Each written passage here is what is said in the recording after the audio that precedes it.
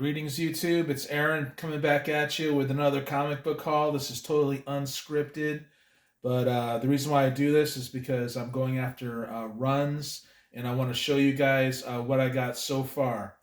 Right now, I'm going after Roger Stern and John Romita Jr.'s Amazing Spider-Man, and I'll show you a lot more than that since I don't have that run. But we'll start off here with.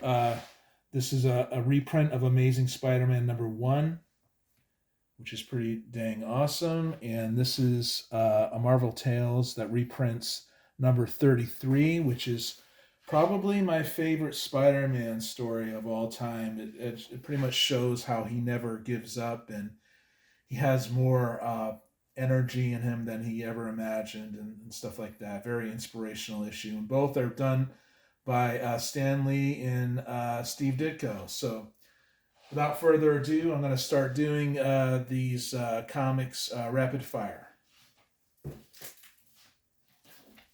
So this is not Roger Stern yet, but we're going to start off with 205, which is an early appearance of Black Cat, which I love.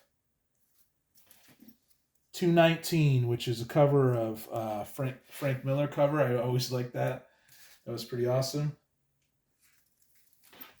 220, which is a Moon Knight appearance, which I freaking love that character now. He just wasn't on my radar before. Okay, now we're starting to get into Roger Stern. I know he wrote Spectacular Spider-Man before Amazing. I'm gonna totally collect that as well. So here's 223, the Super Apes in Red Ghost. That's pretty awesome.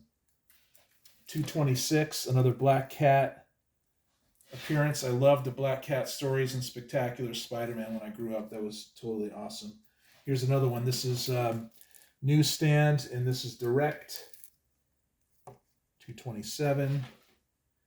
Here's one of my all-time favorites, which is 232. Well, this storyline he just pretty much kicked Mr. Hyde's butt. That was pretty awesome.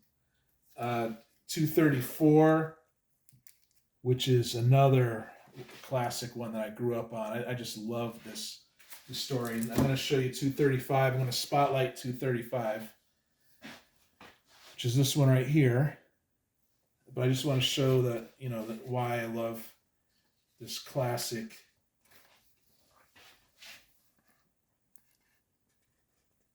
It's just classic work by John Romita Jr., who people say, yeah, this is when he kind of like drew like his dad, but I still loved it. I love it to this day. I think it's great.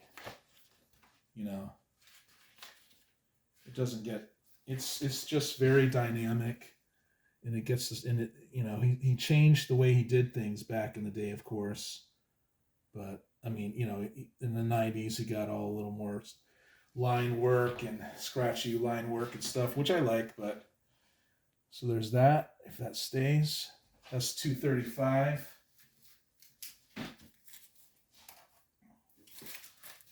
$236, which is completes that story.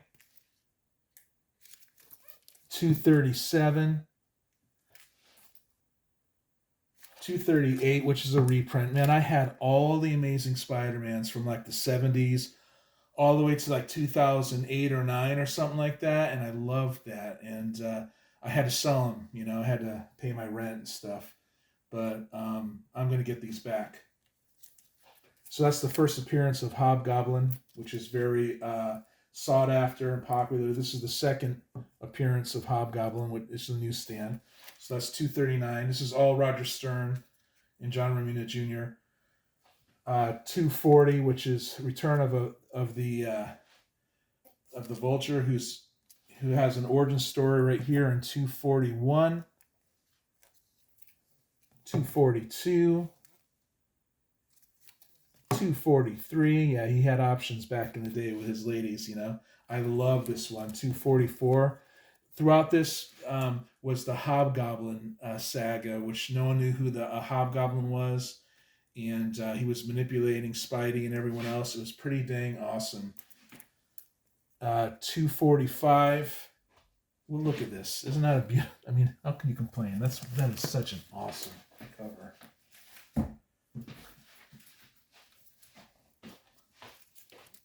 246. This is Jay thinking or dreaming he's beating up Spider-Man. 249. I've always loved that cover too. The Kingpin interrupted. I guess Hobgoblin beat Spidey at that time, and I just loved this one. 251. I loved this story. I don't have it all. Of course, I don't have 250 yet, but I mean, look at that. 252, which is a huge deal, but not to me. But this is a reprint.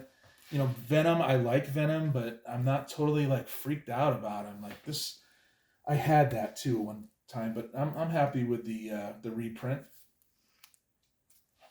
254. Here's 258, which is a True Believers. I just do this, you know. I do this stuff with the Marvel Tales and True Believers and stuff until I get the original. I don't mind. 262. 264, 265, 275. So now Roger Stern kind of left after 251. He didn't agree with Spidey getting married, and I kind of agree with him. And I like the Steve Ditko and Roger Stern kind of thoughts on Spidey, although I got used to him being married, so it's not a big deal. But Spidey got pretty bad over the last 20 years or so, maybe even 30. 276. Look at that. He still doesn't know who Hobgoblin is.